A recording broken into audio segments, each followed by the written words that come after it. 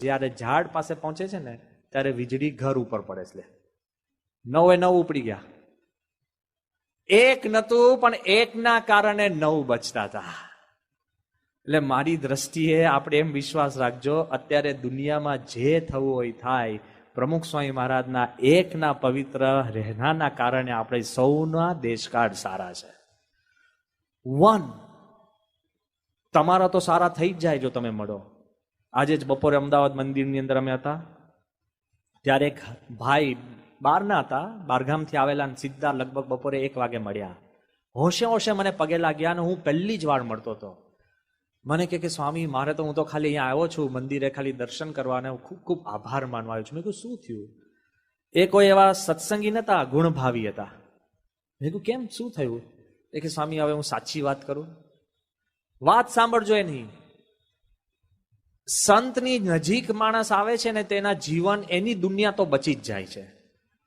કે એક વાર મેં પ્રમુખ સ્વામી મહારાજને પત્ર લખ્યો, એવા ચુસ્ત સત્સંગી નહીં, બહારના કોકનું નામ સાંભળીને, અને મેં એમને પત્ર લખ્યો કે મારા જીવનમાં એટલી મોટી આપત્તિ આવી છે, 4 જ પસંદગી છે. હું ધર્મ છોડી દઉં, દેશ છોડી દઉં, ઘર છોડી દઉં કે જીવન છોડી દઉં. લો તમારા ચોઇસીસ લો, હવે પકડો.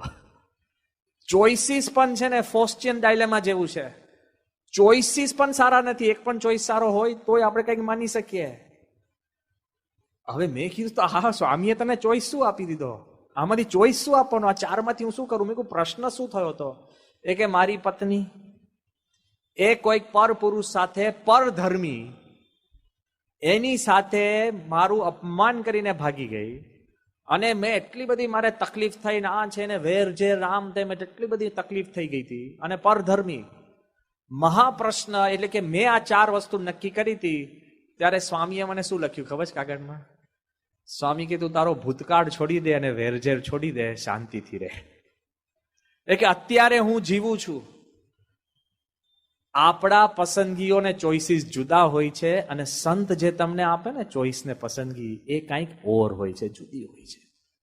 અને એ તમને જરા જુદું વિચારવાનું શીખવે છે, દ્રષ્ટિ જુદી આપે છે. પ્રમુખ સ્વામીની વિશિષ્ટતા જ આ છે કે આપણને કંઈક જુદું આપી શકે, અને એ આપણને જેમ છે એમ વાત કરી શકે છે. બહુ અઘરું છે, ભલા પ્રયત્ન કરતા હોય પણ શક્ય નથી.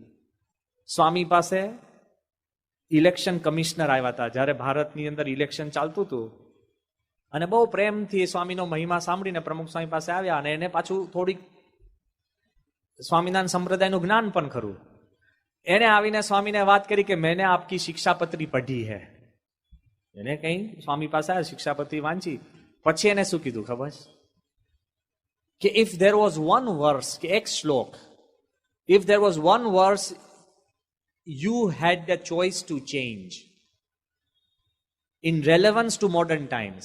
અત્યારના યુગ પ્રમાણે શિક્ષાપત્રીનો એક શ્લોક બદલવાનું તમને કહે, તે કયો શ્લોક તમે બદલો લે? તો સ્વામી કે સાહેબ, આ શિક્ષાપત્રી ભગવાન સ્વામિનારાયણની વાણી છે, શાસ્ત્ર છે. શાસ્ત્ર બદલવાનું ના હોય, આપણે બદલાવાનું હોય. વિચાર કરો, આપણે આપણી બુદ્ધિ, લક્ષણ, આવડતથી છે ને બીજું બદલવા પ્રયત્ન કરીએ છીએ. સંત એક આપણને સમજ આપે છે, તમારા પરમ હિતકારી કેમ છે. He teaches you the technique to change yourself. અને એવી રીતે તમને શીખ આપે છે કે એના કારણે તમારું આખું જીવન બદલાઈ જતું હોય છે. એટલે જ કદાચ ડોક્ટર રાધાકૃષ્ણન ભારતના પ્રથમ વાઇસ પ્રેસિડન્ટ અને સેકન્ડ પ્રેસિડન્ટ ઓફ ઇન્ડિયા. અને એ ડોક્ટર રાધાકૃષ્ણન પોતે સામાન્ય માણસ નતા, ઓક્સફર્ડમાં પ્રોફેસર, ભારત રત્ન, પોતે ફિલોસોફર હતા, અને સંપૂર્ણ ભારતીય ઇતિહાસના જાણકાર ને પ્રવચનકાર હતા. એ ડોક્ટર રાધાકૃષ્ણન આપણને એક જુદી સમજ આપે છે કે we live in society today not because of the scientific inventions, but because of the saints who travel in society. એ આપણને એક શીખવાડે છે કે આપણે આ સમાજની અંદર જે કાંઈ સમૃદ્ધ છે, એ બાહ્ય સમૃદ્ધિ કે શોધખોળ કે વિજ્ઞાનના કારણે નથી, પણ જે સંત લોક જે કર્મ કરે છે, એ સંત જે વિચરણ કરે છે, જે નૈતિક બળ પૂરું પાડે છે, સામાજિક સુધારા કરે છે, જે સંત આપણે ભજન, ભક્તિ અને શ્રદ્ધાની વાત કરે છે, એના કારણે અત્યારે આપણો દેશ સહી સલામત છે. પ્રેસિડન્ટ કે છે. એનાથી પણ આગળ હું વાત કરું કે જો સમજમાં થોડીક જુદું સંત આપણને આપે છે કે યોગી કૃષ્ણ પ્રેમ નામ તમે સાંભળ્યું હશે. એ પોતે એક બ્રિટિશ એરફોર્સ પાયલટ હતા. જ્યારે વર્લ્ડ વોર 1 ની અંદર 18 વર્ષની ઉંમરે એ એરફોર્સ પાયલટ બની અને જ્યારે એનું પ્લેન જર્મની સામે ઉપાડતા હતા, એનું સ્ક્વોડ્રન બધા જ પ્લેનો એક સામે ઉપાડતા, એ સ્ક્વોડ્રન લીડર હતો. અચાનક એને ખબર જ નથી પણ એ પ્લેન ડાબી બાજુ લઈ જતો હતો અને એને જમણી બાજુ વળી ગયું પ્લેન. જમણી બાજુ વળી, એની પાછળ એના બીજા બધા જ પ્લેનો જમણી બાજુ વળી ગયા, કારણ કે એ લીડર હતા. અને વળીને એને ઉતારી દીધું. જેવું ઉતાર્યું ને એટલે એરફોર્સ બેઝ ઉપર બધા જ એરફોર્સના માણસો આવીને આને કોંગ્રેચ્યુલેટ કરવા લાગે. ગ્રેટ, અદ્ભુત કામ, બહુ આપસૂજ, બહુ બુદ્ધિ વાપરી. પેલો કે કેમ? એ કે જો તું ડાબી બાજુ પ્લેન લઈ ગયો હોત તો ડાબી બાજુ જર્મન બોમ્બર્સનો મોટો રાફડો હતો, એક પણ પ્લેન આપણું બચેત નહીં. પણ તે એકદમ હોશિયારી વાપરીને તે જમણી બાજુ પ્લેન ઉતાર્યો. આ માણસ એની આત્મકથામાં લખે છે કે ભાઈ બધા મને ઇલકાબ આપતા હતા ને, એ વાત તો સાચી, પણ મારો અંતરાત્મા જાણતો હતો કે હું તો લઈ જતો હતો ક્યાં? ડાબી બાજુ. અને આપ મેળે જમણી બાજુ ગયું. કોક એક શક્તિ છે મારા બુદ્ધિથી ઉપરાંત, એને મને આ બાજુ વાળ્યું, એને મારે શોધવી જોઈએ. એટલે 1921ની સાલમાં ભારતમાં આવીને પછી એ સાધુ બને છે. યોગી કૃષ્ણ પ્રેમ એનું નામ હતું. Ronald Nixon. આપણે તો કોઈ આપણું કામ આપણાથી થયું ના હોય તો આપણે મૂછો તો મરડીએ. એમને એમ હોય ને કઈ કામ સારું થાય કે બસ નહીં. આપણી પ્રકૃતિ કેવી છે ખબર છે? પોતું માણીને યશ લઈ લઈએ. આપણે હોય બીજાનો, પોતું મારી દઈએ. કે છે ને એકવાર એક કીડી અને હાથી બ્રિજ ઉપરથી પસાર થતા હતા અને બ્રિજ બહુ હલ્યો ને તો કીડી પછી હાથીને શું કે છે, જોયું આપણે ભેગા થઈને બ્રિજને કેવો હલાવી દીધો. લે, કીડીથી હરે બ્રિજ, તોય કીડી હાથી જોડે આપણે ભાગીદારી ઊભી કરીએ. આપણે આપણા કાર્યોમાંથી બહાર જ નથી આવતા. તમે વિચાર તો કરો, તમારા જીવનની અંદર પણ એવા પ્રસંગો બન્યા છે જેના કરતા તમે નથી, છતાં પણ આપણે યશ લઈને ફરતા હોઈએ. એ જો સંત આપણને સમજાવે ને તરત જ પરમ હિતકારી બને છે. સંત સ્વામી કહેતા, આ તો શબ્દ એમના પ્રસાદીના છે એટલે કહું છું, સંત સ્વામી ખૂબ વડીલ અને વરિષ્ઠ સંત, એ કહેતા કે માણસને અહમ કેટલો છે, પોતાના કાર્યમાં એને એટલું બધું અહમ છે કે હવે એમનો પ્રસાદીની વાત છે એટલે હું કરી દઉં છું. એક વાર એક માણસ દરિયા કિનારે ગયો અને એને બહુ જ લઘુ રાગી હતી પેશાબ, એટલે એને દરિયામાં લઘુ કર્યું, પેશાબ કર્યો. પછી આખી જિંદગી દરિયા કિનારે ફરવા લાગ્યો કે સપાટી કેટલી ઊંચી આવી. આ દુનિયામાં તમારું ને મારું કાર્ય આટલું જ છે, છતાં પણ આપણે મૂછો મરડીએ. ક્યાં તમે ને હું? થોડુંક કર્યું હોય એનું લિસ્ટ રાખીએ અને લોકો ભૂલી ગયા તો એને યાદ કરાવીએ. હું એકવાર પ્રેસિડન્ટ હતો, ભૂલી જાઓ, ગોન. શેની માટે યાદ રાખવાનું? તો સંત આ યોગી કૃષ્ણ પ્રેમ, એના મનમાં એમ થયું કે મેં જાતે પ્લેન વાળ્યું નથી, એમ તમારા જીવનના ઘણા વડાકો તમે નથી વાળ્યા અને એ ભગવાનની દયાથી વળ્યા છે. તમે વિચાર કરશો ને નાનામાં નાની, અરે ભાઈ તમને આ કુળમાં જન્મ આપવો, આપણા બધાનો જન્મ બીજા વિશ્વયુદ્ધ વખતે હોત તો બધા ટેન્કો ના બનાવતા હોત? કયા ચોપડા તમે લખતા હોત, કયા ધંધા કરતા હોત, શું કરતા હોત, ક્યાં તમે ભણતા હોત? હું એમ કહું છું, કેટલાય બધાને આભારી આપણું જીવન છે. આના મનમાં એમ થયું કે કોક નક્કી શક્તિ અને સાધુ બને છે. હવે જોજો, ખરેખરો ખેલ તો હવે થયો.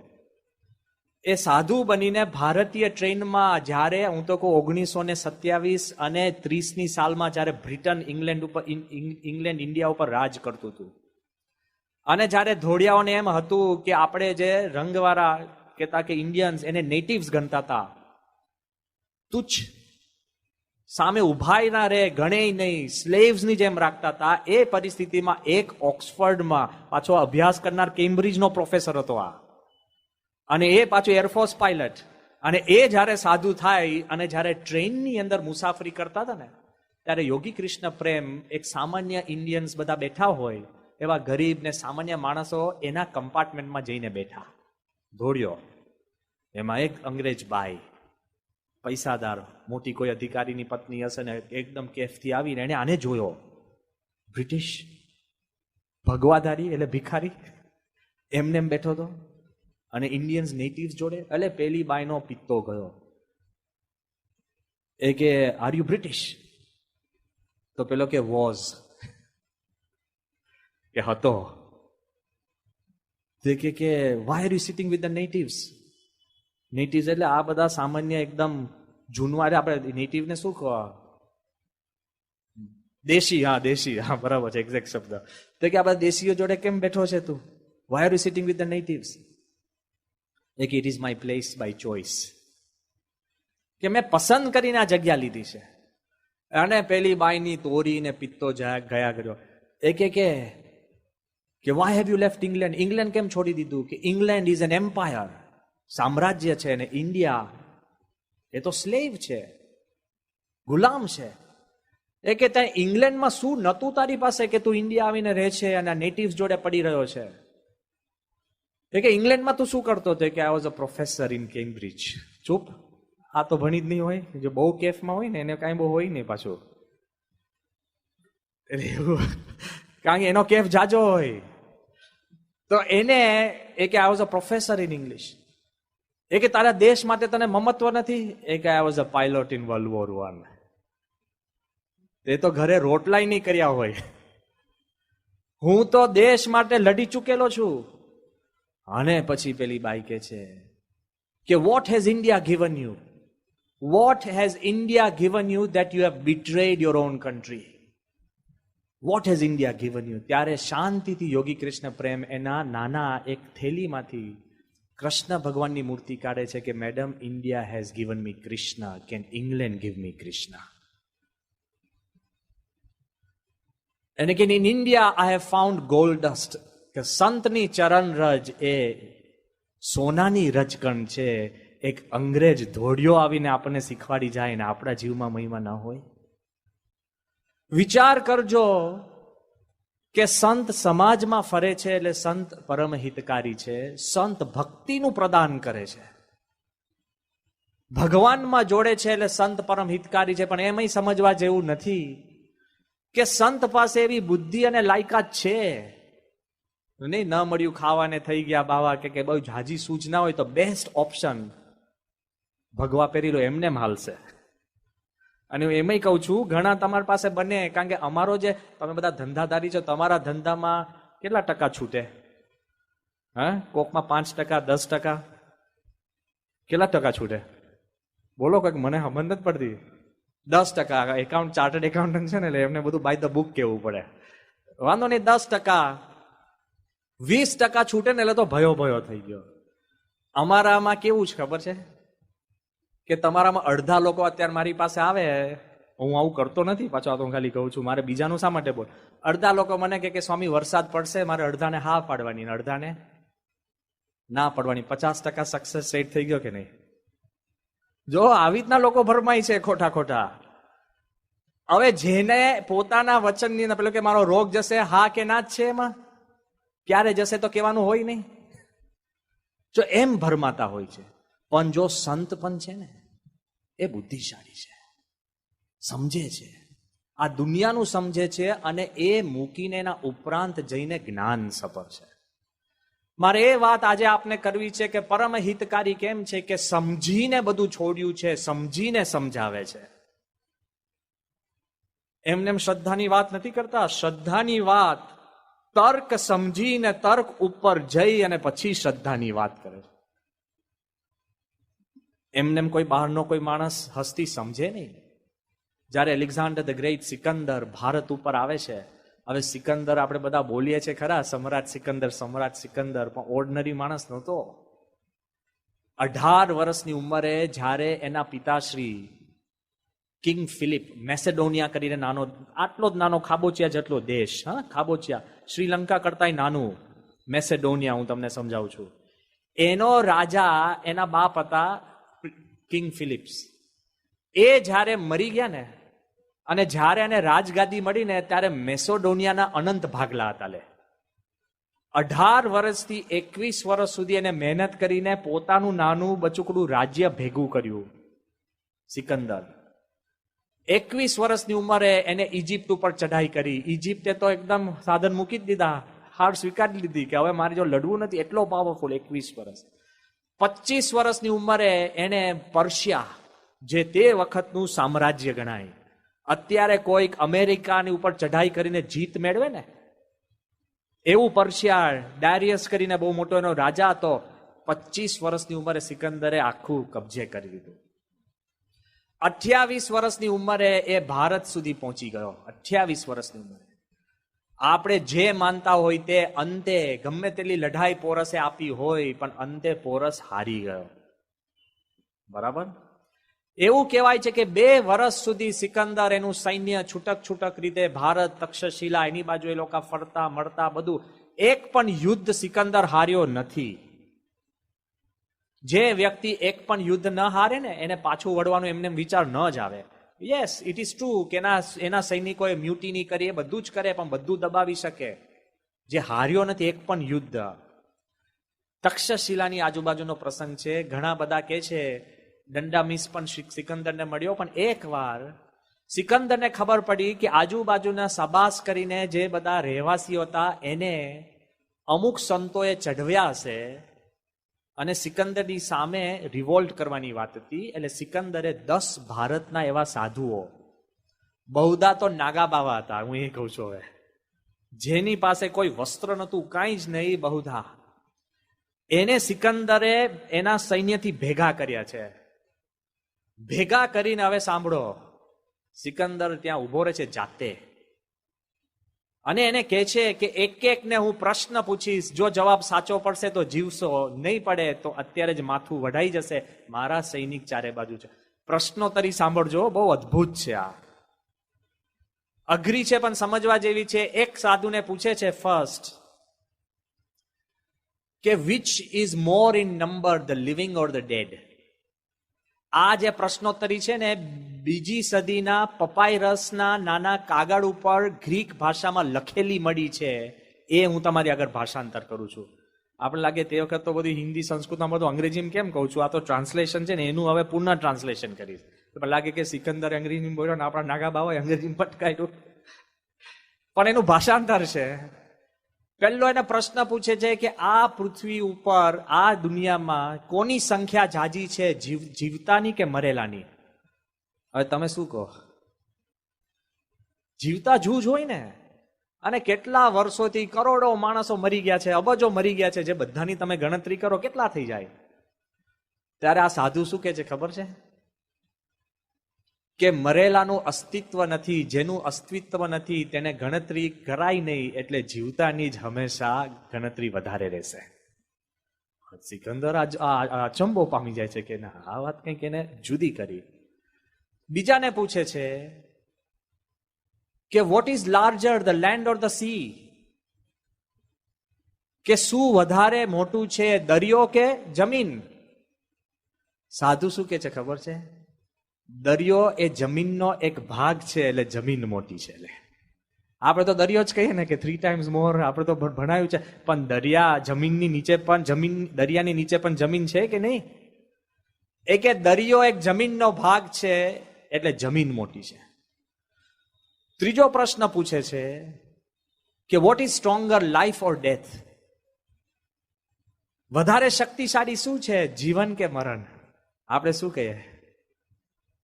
મરણ જીવનને પૂરું કરી દે છે, કહીએ ને. સિમ્પલ તર્ક શું કે છે કે મરણ જીવનનો અંત લાવે છે, શક્તિશાળી શું વધારે કહેવાય? તો આ શું કે સંત ખબર છે કે life, it still lives by bearing so much pain, death bears no pain. કે મરણ છે વધુ, જીવન સૌથી વધુમાં વધુ શક્તિશાળી છે. કેમ? કે જીવન આટલા દુઃખની વચ્ચે પણ ટકી શકે છે, મરણને કોઈ દુઃખ સહન કરી નથી શકતું, એટલે જીવન શક્તિશાળી છે. જોજો શું શીખવાડે છે આ સંતો. સિકંદર પછી વધારે કેફમાં આવીને એને પૂછે છે કે how can I be most loved, કે હું સૌનો પ્રિયમાં પ્રિય પાત્ર કેવી રીતના બની શકું, સૌ મને કેમ વધુમાં વધુ ચાહે. લે આવી ગયો ને માપમાં, હવે આવ્યો તો બીવડાવવા. તારે સાધુ શું કે છે ખબર છે? By being the most powerful and the least fearful. વધુમાં વધુ શક્તિશાળી તું બન અને ઓછામાં ઓછો ભય પેદા કર. આપણે જેમ શક્તિશાળી થાય ને એમ ભય વધારે પેદા કરીએ. લે કાન તો મળાય જ નહીં, બહુ મોટા છે, તકલીફ થશે, એને હડફેટ અવાય નહીં. લે ફરિયાદ જ કરીએ. સાધુ એને શીખવાડે છે કે તમે સૌથી વધુમાં વધુ શક્તિશાળી બની શકો છો અને ઓછામાં ઓછા તમે ભય ઉત્પન્ન કરી શકો, તો તમને સૌ કોઈ ચાહે. અત્યારે તમને કહું, અમારા મંદિરમાં કેવું છે, કોઈક હરિભક્તને કોઈક કંઈક પૂછવા છે ને કે મંદિરમાં મારે આ કામ છે, તો એને ના પાડે ને તો કોઈને લાગશે સંતોને કહીશું ને એટલે થઈ જશે. સંતો ના પાડે ને તો એ કહેશો ડોક્ટર સોઈને કહીશ ને તો થઈ જશે. અને જે સંતો ના પાડે ને તો બધાના જીવમાં એવું છે, સત્સંગી જે બેઠા હોય કે હું બાપાને કહીશ ને 100% થઈ જશે. બાપા જેવું મારું માનશે એવા બીજા કોઈ નહીં માને. છે કે નહીં? સૌથી મોટામાં મોટા ગુરુ અને સંત પ્રમુખ સ્વામી છે, અને આપણને એમ છે સૌથી સહેલામાં સહેલી વાત કરી અને કન્વિન્સ કરવા એ પ્રમુખ સ્વામી છે. The most powerful and the least fearful. પછી સિકંદરના મનની અંદર છે ને કે આને હું મારવા ભેગો થયો છું, એના મનની અંદર ગૂંચવાડો શરૂ થાય છે ને પછી માપમાં આવી જાય છે સિકંદર. સિકંદર શું પૂછે છે, જો એને લાગે આ તો આટલા બધા બુદ્ધિશાળી છે, એ કે વિચ કેમ ફર્સ્ટ, નાઇટ ઓર ડે? કે આ દુનિયાની અંદર પહેલું શું આવ્યું, દિવસ કે રાત? હવે મુંજારો થાય કે નહીં? તો પેલા સાધુ શું કે છે ખબર છે? Day by half a night. કે દિવસ પહેલો આવ્યો અડધી રાતથી. તો સિકંદર કે આ કઈ જવાબ છે? એ કે જેવો પ્રશ્ન એવો જવાબ. ખુમારી તો જુઓ કે જેવો પ્રશ્ન એવો જવાબ. અને છેલ્લે સિકંદર માપમાં આવી છે કે how can a man become God? કે માણસ ભગવાન કેવી રીતના બની શકે? આ સમ્રાટ પોતે એક નાગા બાવા આગળ આવી આજીજી કરે છે કે how can man become God? અને એ લોકો શું જવાબ આપે છે ખબર છે? By doing what no man can do. એવું કર્મ કરે કે જે માણસ કરી જ ન શકે. તો પેલો કે છે વોટ ઇઝ ધેટ? એ કે બીકમિંગ ગોડ. કે જે માણસ શું ન કરી શકે ભગવાન ન બની શકે. સ્પષ્ટ મોઢે કે છે રાજા જ્યારે તલવાર લઈને ઉભો હોય ત્યારે પણ સાચી વાત કરી શકે ને, એ સાધુનું લક્ષણ સાચું. નીકળ જીવ બચાવવા લોકો ધર્મ બદલી નાખે છે, જીવ બચાવવા પોતાની માન્યતા બદલી નાખે છે, અરે ખાલી થોડી કમાણી કરવા પોતે ઇજ્જત વેચી દેતા હોય છે. આ સંત શીખવાડે છે, એની પાસે કાંઈ જ નહોતું. અને પછી જયારે સિકંદર એને કહે છે કે તમે મારી વિરુદ્ધ આ સબાસને કેમ બળવો કરાયો, ત્યારે પેલા સાધુ શું કે છે કે અમે એક જ વાત જાણીએ છીએ, either two leave ઓનરેબલી or to die ઓનરેબલી. ગુલામીમાં અમે રહેવા માનતા નથી, ઇજ્જતથી ખુમારીથી જીવવા માંગીએ છીએ, કાં ખુમારીથી મરવા માંગીએ છીએ. વચગાળાનો જે અમે ગુલામીમાં રહેવા માંગતા નથી. પ્રમુખ સ્વામી મહારાજ જેવા સંત, એની પાસે પણ એવી એક સમજ અને જ્ઞાન છે. એના જીવનમાં તમે જોશો ને કે તમારા જીવની અંદર ખુમારી આવશે. હું તમને દેખાડી શકું એમ છું કે આપણા જે હરિભક્ત જેની પાસે ખૂબ મોટો ધંધો હોય ને રોલ્સ રોયસ હોય અને એ કેફથી જે જીવતા હોય ને, એટલા જ કેફથી ઝૂંપડપટ્ટીમાં રહેતો પણ આપણો હરિભક્ત એ જ કેફથી જીવતો હોય છે. અને હકીકત કહું છું, જ્યારે તમે એવા હરિભક્તોની સામે જુઓ, એ કેફ શેની છે? ભગવાનનું જ કેફ છે, ભક્તિની કેફ છે. એ ખુમારી કઈ છે? જ્ઞાનની ખુમારી છે. અને સંત સાચી વાત તમને મોઢે મોઢ કરી શકે. એક હરિભક્ત એને પ્રમુખ સ્વામીને પૂછ્યું કે સ્વામી મહારાજ એક મિત્ર છે, હરિભક્ત છે, એ મારા કરોડો રૂપિયા, અમે ધંધો ભેગા કરતા હતા પણ એ બનાવટ કરીને લઈ ગયા છે. હવે મને એક અવસર છે કે એક ભાઈ મને કહે છે કે તમારા બધા પૈસા હું પાછા લાવી દઉં, ખાલી 5%, અને હું વ્યાજે સહિત લાવી દઈશ. એ વ્યાજમાં પણ એ 5% નીકળી જશે. લે આ ધંધો બતાડે છે. તો એવું બાપા હું કરું? સ્વામી કે આપણે બારવટિયા નથી, નીતિનું કામ પણ અનીતિથી કરવું ના જોઈએ. સ્પષ્ટ, ક્લેરિફાય. કોઈ પણ વખત સ્વામી શ્રી સાચી વાત કરવામાં કોઈ પણ હોય અને હકીકતની અંદર એમના મનની અંદર સાચી વાત અને કેટલા સહજ ને નિર્દોષ છે કે વાત એને ધારદાર ઉતરી જાય. ત્યારે ગોધરાની પરિસ્થિતિ સર્જાઈ તે વખતે ડિફેન્સ મિનિસ્ટર આપણા જોર્જ ફર્નાન્ડિસ હતા. ક્યારેય પ્રમુખ સ્વામીને મળ્યા નથી, ક્યારેય આપણા સંપ્રદાયના કોઈ મંદિરમાં આવેલા નહીં, અને દિલ્હીથી અમને ફોન આવ્યો કે જોર્જ ફર્નાન્ડિસને પ્રમુખ સ્વામીને મળવું છે. બાપા તે વખતે સારંગપુર હતા અને સ્વામીના આઈને દર્શન કરીને સ્વામીને કંઈક વાતચીત કરવાની હતી. એટલે અમે સ્વામીને કેવડાવ્યું તો સ્વામી મને પૂછે, જો કેટલા નિર્દોષ છે ને સાચી વાત, સ્વામી કે કેમ મળવું છે એમને? સ્વામી કે આપણે તો પરિચયમાં નથી. મેં કહ્યું બાપા હવે ખબર નહીં એમને મળવું છે. હેલિકોપ્ટર લઈને દિલ્હીથી સીધા જવાના હતા. લે હવે એવું શું અગત્યનું કામ? હવે પ્રશ્ન શું હતો? ફર્નાન્ડિસ સાહેબ આવવાના હતા. સ્વામીએ પૂજા પછી મને બોલાવ્યો, મને કીધું કે સાહેબ આવે ને વાત કરે તો સ્વામી કે પછી આપણે કઈ ભાષામાં વાત કરવાનું છે? હવે મેં કીધું કે બાપા હવે ખબર નથી, એને ગુજરાતી તો આવડતું જ નહીં હોય. મેં કીધું બાપા જો હિન્દીમાં વાત કરે ને સ્વામી કે અંગ્રેજીમાં કરે તો? બાપાને અંગ્રેજી આવડતું નથી. તો એ કે બાપા કે અંગ્રેજીમાં કરે. મેં કહ્યું બાપા હવે આપણે એમને પૂછશું, પણ મેં કહ્યું બહુધા બાપા અંગ્રેજીમાં કરશે તો હું ભેગો રહીશ, ભાષાંતર કરીશ, અને એમને અંગત આપણી જોડે વાત કરવી હોય તો હું અમને વિનંતી કરીશ કે હિન્દીમાં વાત કરે, આપણી જોડે હિન્દીમાં વાત કરે. સાંજે આ બરાબર છે.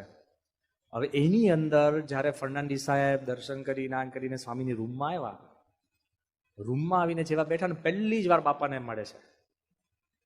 મેં સ્વામીને કીધું તું કે હું જ્યારે એમને દર્શન કરાવતો હોઈશ ત્યારે સાહજિક રીતે પૂછી લઈશ, પણ ભગવાનનું કરવું એવું કે હું ભૂલી ગયો પૂછવાનું.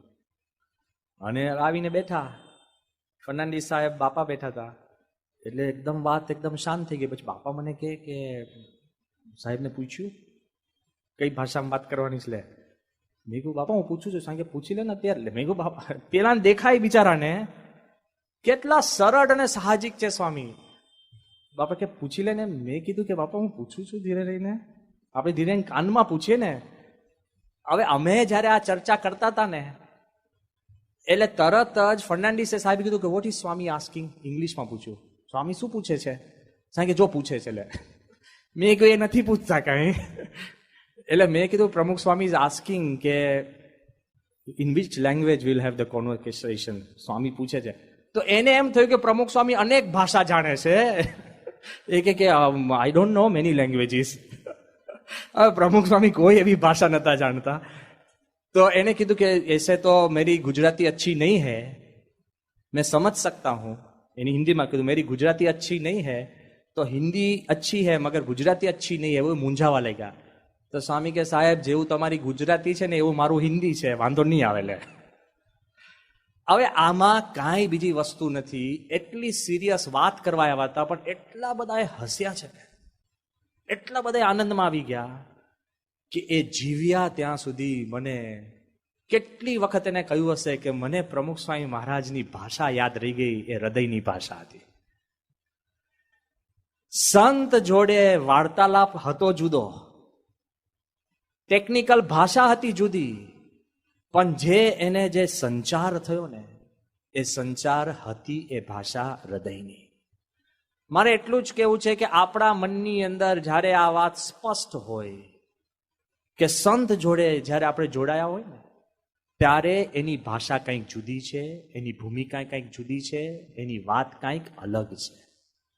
એટલે આજે જ્યારે આપણે આ ભૂમિકા બાંધી એ એટલા માટે બાંધી છે કે આ સંત પરમ હિતકારી એટલે કે તમારી હૃદયની વાણી પણ એ જાણી શકે છે, મનની ભાષા પણ જાણી શકે છે, આત્માની વાત પણ જાણી શકે છે, તમારી ભવિષ્યની વાત પણ જાણી શકે છે.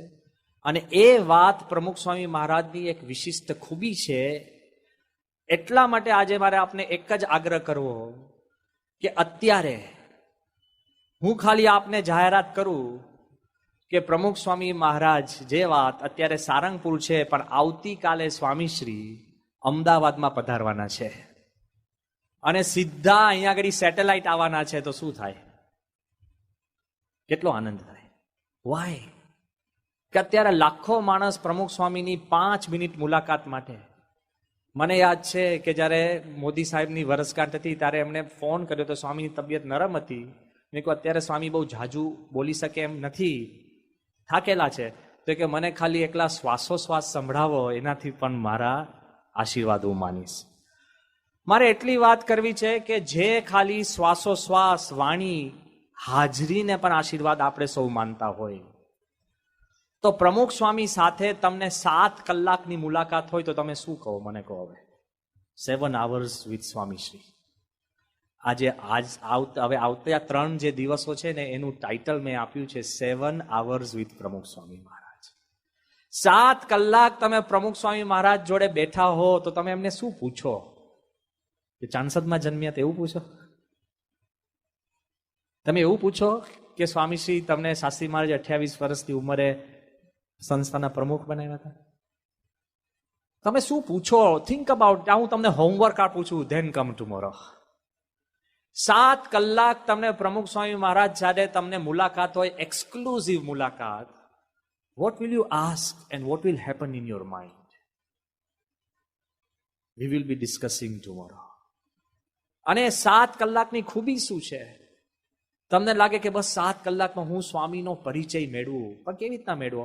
અત્યારે જે આપણે પરિચય આપવાની રીત શું છે ખબર છે? નામથી આપીએ કે અમારું નામ, પછી શું આપીએ? ઉંમર, પછી ફોટો, પછી એડ્રેસ. બહુ અંગત હોય તો મોબાઈલ આપીએ. નીકળે છે ને, કેટલાય ફોનો લબડેલા હોય અંદર, મોબાઈલ તો લખ્યો જ ના હોય, તો મોબાઈલ આપીએ આપણે. બરાબર ને? મારે કેવું છે, જે તમે વસ્તુ ઓળખાણમાં આપો છો એ બધી તમારી અફર ઓળખાણ છે. નામ પણ બદલાય છે, ઉંમર તો બદલાય જ છે. અરે ચહેરો એવું નહીં માનતા, વર્ષ થાય એમ બદલાય છે. ચહેરો તમારો દિવસમાં 10 વાર બદલાય છે. સુખ દુઃખ, ઈર્ષા, વેર ઝેર, જે વસ્તુ બદલાય છે. હવે એડ્રેસ બદલાય છે કે નહીં?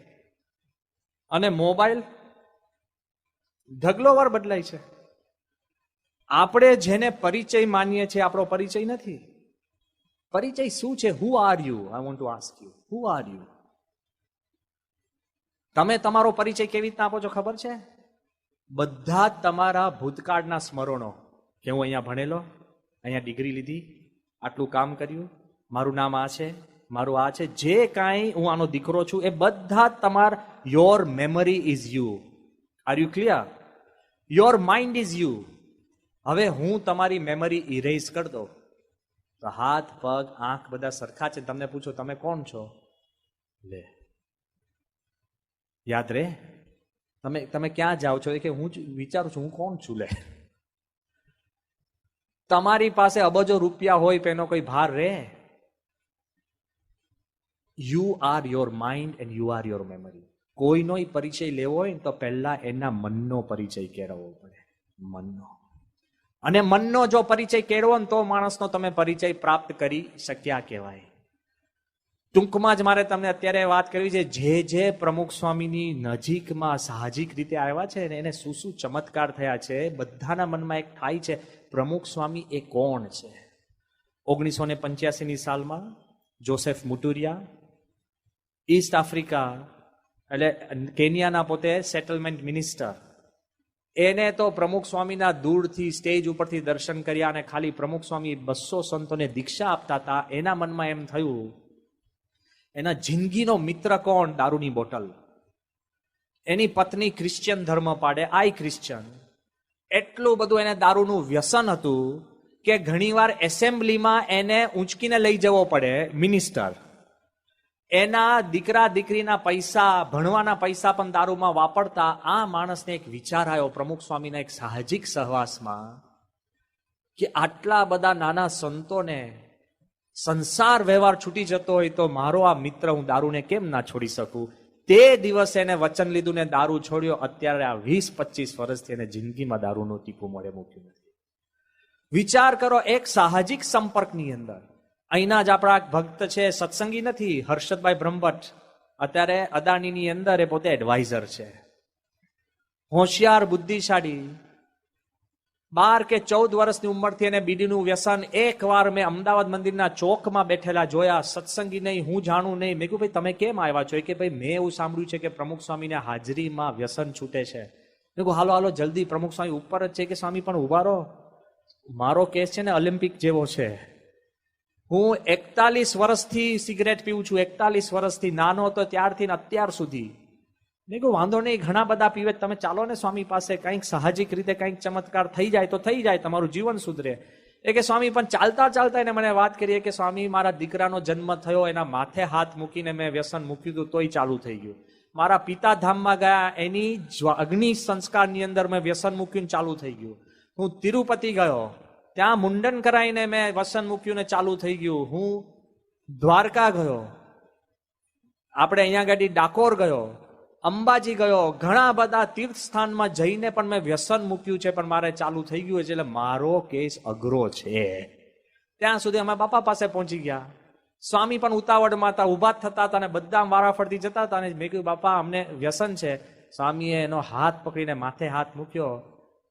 સ્વામી કે હોય નહીં લે. મેં કીધું ભાઈ આ 41 વર્ષનો એકદમ સીઝન્ડ છે, હજુ તમે કઈ કીધું ને. સ્વામી કે હોય નહીં. અને સ્વામી કે એને હાથ પકડીને તમે હર્ષદભાઈને પૂછો, સ્વામી કે એ ઘણાને છોડાવશે. આટલું કહીને બારે આવ્યામાં શું સમજણ, શું ઉપદેશ, શું કથા વાર્તા, શું જ્ઞાન, શું બધી કેન્સર ને આ તે ભીતિ, કાંઈ જ નહીં. એક સ્પર્શ, એક સહવાસ, એક મિત્રતા, જેવું સ્વામીએ એને સ્પર્શ કર્યો. અને એમાંથી અત્યારે હર્ષદભાઈ કે છે મને શું વ્યાપી ગયું ને, શું વ્યાપી ગયું મને ખબર નથી. ત્યારથી ને આજ દિન સુધી મેં બીજાના વ્યસન મુકાયા, મારા જીવનમાંથી વ્યસન માત્ર જતું રહ્યું. એટલે જ શાસ્ત્રમાં કદાચ કહ્યું છે, ભગવાન સ્વામિનારાયણે કહ્યું છે કે આ નાની મોટી દરેક વાત. પ્રથમના 27ના વચનામૃતમાં મહારાજ કહે છે કે સંત છે એ જગતના આધાર છે. શ્રીજી મહારાજ એ પોતે મધ્યના 22ના વચનામૃતમાં મહારાજ કહે છે કે જે સંતને ભગવાન સિવાય બીજી કોઈ વાસના નથી, જે સંતના જીવનમાં, એટલે સાચા સંતની હું વાત કરું છું, જે સંતના જીવનમાં ધર્મ, જ્ઞાન અને વૈરાગ્ય અને ભક્તિ છે, એ સંત કેટલા શક્તિશાળી છે કે જેટલું રાજાનું રાજ એટલું જ રાણીનું રાજ્ય, જેટલો રાજાનો હુકમ ચાલે એટલો જ રાણીનો હુકમ ચાલે, અને જેટલો રાજાનો પ્રતાપ એટલો જ રાણીનો પ્રતાપ, જેટલો ભગવાનનો પ્રતાપ ને રાજા અને હુકમ ચાલે એટલો જ પ્રમુખ સ્વામી મહારાજનો પ્રતાપ, રાજ્ય ને હુકમ ચાલે. એવા એ પવિત્ર સંત છે. તો જ લોકોના જીવનમાં પરિવર્તન થાય, નહીંતર આ શક્ય નથી. અને કેવું થાય છે, જે સાહજિક રીતે પણ સ્વામીના જીવનમાં આવી ગયા હોય ને, સાહજિક પરિચય, એના જીવનની અંદર જબરજસ્ત અસર થાય છે. જેમ મેં ડોક્ટર રાધાકૃષ્ણની વાત કરી હતી, 50 વર્ષ પછી એ જ પ્રેસિડેન્ટના સ્થાને બિરાજમાન ડોક્ટર એપીજે અબ્દુલ કલામ જ્યારે ભારતના પ્રમુખ છે, એ અબ્દુલ કલામ સાહેબે વિંગ્સ ઓફ ફાયર એક પુસ્તક લખી એમના જીવનની. લેખક એમની જોડે હતા પ્રોફેસર અરુણ તિવારી. એ પણ બહુ બુદ્ધિશાળી, 20 વર્ષથી વૈજ્ઞાનિક છે, બહુ જ મોટા વૈજ્ઞાનિક. અત્યારે એમણે બીજી એક પુસ્તક લખી છે, squaring the circle. Squaring the circle એટલે શું? સ્ક્વેરિંગ ધ સર્કલ એટલે શું કે એમાં એમણે લખાણ લખ્યું છે કે જ્યોમેટ્રીમાં એક ફ્રેઝ આવે છે કે ગોળાકાર હોય ને એનો તમે એક્ઝેક્ટ ચોરસ બનાવો ને બહુ અઘરું છે. 1882 સુધી જ્યોમેટ્રિશિયન માનતા હતા કે આ શક્ય જ નથી, પણ જ્યારે થિયરમ બદલો ને ત્યારે શક્ય થાય છે, લો બદલવો પડે. સ્ક્વેરિંગ ધ સર્કલનો અર્થ આર્ટિસ્ટિકલી જોવો તો લિયોનાર્ડો ડા વિન્સી એને એક માણસ બતાવ્યો છે કે જેના હાથ પહોળા રાખે ને પગ પહોળા રાખે ને તો એક સ્ક્વેર બને. પછી માણસ હાથ ઊંચા રાખે ને પગ પણ આમ થોડાક ઊંચા નીચા આમ સીધા રાખે ને તો સર્કલ બને છે. માણસ એક જ જનાવર છે કે એના જ હાથે ને પગે કરીને એક પરફેક્ટ સર્કલ ઊભું કરી શકે છે અને પરફેક્ટ સ્ક્વેર ઊભું કરી શકે છે આ માણસ. એટલે સ્ક્વેરિંગ ધ સર્કલ એટલે એક અજાયબી. અને સ્ક્વેરિંગ ધ સર્કલ એટલે ત્રીજો અર્થ શું થાય છે અંગ્રેજીમાં, કે જ્યારે કોઈક મીટિંગ ચાલતી હોય ને, ગોળ ગોળ વાતો ચાલતી હોય ને, એટલે somebody has to square the circle. કોઈ કે આમ જ થશે અને આ જ સાચી વાત છે, ત્યારે સીધો અંત આવી જાય, ગોળ ગોળ ફર્યા જ કરે નીકળ. કે સીધે સીધી સાચી વાત, અઘરો કોયડો ઉકલે એવી વાત. એમાં કલામ સાહેબે એ જે મોટા માણસો, પ્રેસિડન્ટ, પ્રાઇમ મિનિસ્ટર, પછી બિલ ગેટ્સ હોય કે બીજા દેશના પ્રેસિડન્ટ હોય કે મોટા મોટા બુદ્ધિશાળી માણસો, એ બધાનો એને પોતાની મુલાકાત લખી છે. એમાં પ્રમુખ સ્વામી મહારાજની જે મુલાકાતમાં જે લખ્યું છે ને એ સાંભળજો. એને ભાવાર્થ એના પ્રોફેસરે મને વાત કરી રૂબરૂ કે બીજા પાસથી કદાચ એ કમ્પેશન, કરુણા શીખ્યા, કોઈકની પાસે આયોજન, કોઈકની પાસથી એ કેવી રીતના મહેનત કરવી, એ બધું કલામ સાહેબ શીખે છે. પણ એક વસ્તુ કે હું પ્રમુખ સ્વામી પાસે શીખ્યો કે જ્યારે હું કલામ પોતે ભારતનું ભવિષ્યની આખો પ્લાન લઈ 500 વૈજ્ઞાનિકને બુદ્ધિશાળીએ વિઝન 2020, ભારતનો વિકાસ એટલે હેલ્થમાં, એજ્યુકેશનમાં, ભારતનો વિકાસ એટલે જુદી જુદી દિશાની અંદર, ક્રિટિકલ એનર્જીની અંદર, કમ્યુનિકેશનમાં કેવી રીતના ભારતનો વિકાસ કરવો, એનો હું માસ્ટર પ્લાન લઈને પ્રમુખ સ્વામી પહોંચ્યો, એમણે લખ્યું છે. ત્યારે નિધડકપણે પ્રમુખ સ્વામી 500 વૈજ્ઞાનિક કે બુદ્ધિશાળીના વિચારના ભારમાં આવ્યા વગર પ્રમુખ સ્વામી કીધું, Kalam, there is one thing missing. આમાં એક વસ્તુ ખુદે છે કે શું? કે ભગવાનમાં શ્રદ્ધા. એ કે ફેથ ઇન ગોડ નહીં હોય ને તો માણસ કેવા થશે, અધિકારી કેવા થશે, આયોજન કેવું થશે, અને કોના માટે કરશો? જ્યારે પ્રમુખ સ્વામીએ મને આ સમજાયું ને ત્યારે પહેલી વાર કે મારા મગજમાં એક ઝબકારો થયો કે આ વાત સાચી છે. અને મને તે વખતે પણ મનમાં પ્રશ્ન હતો, એટલે કલામ આ પુસ્તકમાં લખે છે શું કે સ્વામી એને કહ્યું, આ પ્રોફેસર અરુણ તિવારી લેખકે અમને કીધું કે પ્રમુખ સ્વામીએ કીધું કે તને અનુભવ થશે. તે વખતે કલામ એક વૈજ્ઞાનિક હતા, પ્રેસિડેન્ટ નહોતા. કલામ કહે છે કે રાતે મેં, એક મુસલમાન છે ને, મેં ઈષ્ટ કરા પ્રાર્થના કરી અલ્લાહને. મુસ્લિમ ધર્મમાં એક પ્રાર્થના છે ઈષ્ટ કરા. એ પ્રાર્થના કઈ જ ખબર છે? જ્યારે તમારું મન મૂંઝાતું હોય, તમને મનમાં એમ લાગે કે આ વાત સાચી છે કે ખોટી, ત્યારે તમારે સ્નાન કરીને ભગવાનને પ્રાર્થના કરીને સૂઈ જવું. એવી રીતના 7 દિવસ સ્નાન કરીને ભગવાનને, અલ્લાહને પ્રાર્થના કરીને સૂવું. ઓકે. અને જો સ્વપ્નની અંદર તમને સફેદ કે લીલા રંગો દેખાય તો જે વાત તમને કોઈએ કહી હોય એ વાત અલ્લાહ કે છે સાચી છે, પ્રમાણે કરવી. અને જો તમને લાલ અને કાળા રંગ દેખાય સ્વપ્નમાં, કંઈક લોહી દેખાય, અંધકાર દેખાય, તો તમારે એ કરવું નહીં. અને જો 7 દિવસ તમે નાહી ધોઈ અને અલ્લાહને પ્રાર્થના કરીને સુવો અને કોઈ સ્વપ્નું ના આવે તો તમારે જેમ ઈચ્છા હોય એમ કરવું. આ 3 ઈષ્ટ કરા પ્રાર્થના આપી છે. કલામે આ પુસ્તકમાં લખ્યું કે પ્રમુખ સ્વામીએ મને આ કહ્યું, વૈજ્ઞાનિક તરીકે મને મનાતું નહોતું, પણ હું રાતના નાહી ધોઈને ઈષ્ટ કરા પ્રાર્થના કરીને સૂઈ ગયો તો મને અલ્લાહે કીધું કે આ પ્રમુખ સ્વામી કે છે બરાબર છે. વિચાર કરો તમે, પરધર્મી, એના માટે પણ એના જીવમાં એના ઈષ્ટદેવ એવું કહી જાય કે આ પ્રમુખ સ્વામી કે છે એ સાચું છે, તો આપણા જીવની અંદર દ્રઢતા હોવી જોઈએ. એ પ્રમુખ સ્વામી મહારાજમાં એવું છે શું કે લાખોમાં જીવન પરિવર્તન થાય. આટલી બધી પ્રવૃત્તિ વચ્ચે પણ એક ક્ષણ માત્ર માટે પણ ભગવાનમાંથી એનું મન વિખૂટું ન થાય. એના મનમાં છે શું? એ મનનો પરિચય આપણે પ્રાપ્ત કરવો જોઈએ. અને એ મનનો પરિચય માટે આપણે અંતર્યામી બનવું પડે. પ્રમુખ સ્વામી મહારાજ મોટા સંત આપણા અંતર્યામી હોય જ. એકવાર અમેરિકન એમ્બેસીનો કોન્સુલ જનરલ બોમ્બે પ્રમુખ સ્વામીના દર્શન કરવા આવ્યો. એને પ્રથમ ધડાકે પ્રશ્ન પૂછ્યો કે ઇઝ ઇટ ટ્રુ કે આ વેદ અને ઉપનિષદ અત્યારે પણ એટલા જ લાગુ પડે આપણા શાસ્ત્રો? તો પ્રમુખ સ્વામી કે હા. તે કે હજારો વર્ષ પહેલા ઋષિ મુનિઓને દેખાતું હશે કે હજારો વર્ષ પછી શું થશે? બુદ્ધિશાળી માણસ. તો સ્વામી કે તમે અત્યારે યંત્રો બનાવ્યા છે કે અહીંયા બેઠા બેઠા દૂરનું દેખી શકીએ, તો અમારા ઋષિ મુનિ પાસે એવું જ્ઞાન હતું કે હજારો વર્ષ પછીનું પણ જોઈ શકતા. આ માણસના મનમાં થયું કે એવા પુરુષો અત્યારે છે કે જે મનનું અને હજારો વર્ષ પહેલા અને પછીનું જોઈ શકે. સ્વામી કે તમને અનુભવ થાય ત્યારે ખબર પડે, વાતે કરીને ન સમજાય. પછી તો અમે વાત ઊભા કર્યા અને પછી અમે બધા બારે 5મા માળે બાપાનો ઉતારો, જેને જૂનો મુંબઈમાં બાપાનો ઉતારો જોયો હોય, અમે લિફ્ટની રાહ જોતા હતા કે લિફ્ટ ભ્રમરૂપ કરે એવી હતી. માન ઉપર આવે ને જાય. લિફ્ટ અગાડી પૂજ્ય ઋષિરાજ સ્વામી, હું અને આ જેમ્સ વોલર, જે કોન્સુલ જનરલનું નામ, અમે ઊભા હતા. એમાં માન બાપાને મળીને બારે નીકળ્યા હતા. એમાં આપણા તીર્થ સ્વરૂપ સ્વામી એકદમ મારી પાસે આવ્યા અને કેરીનો ટોપલો લઈને આવ્યા.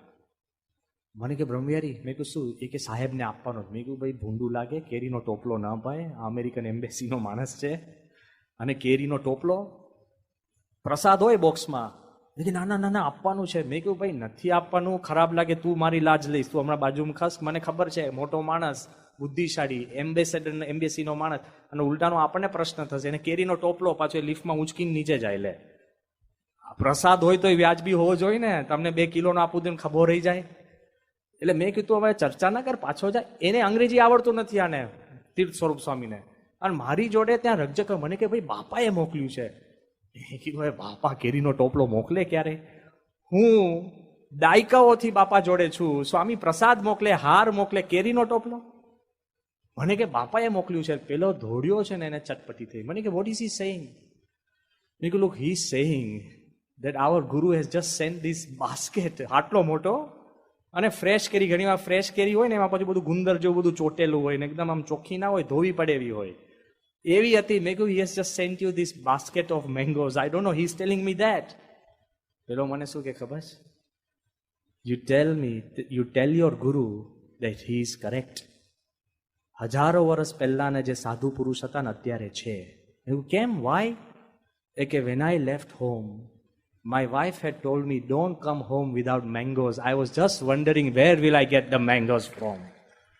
એ કે અત્યારે તમારે ગુરુને કહો કે એને મારું મન પારખ્યું અને મને આ મોકલી.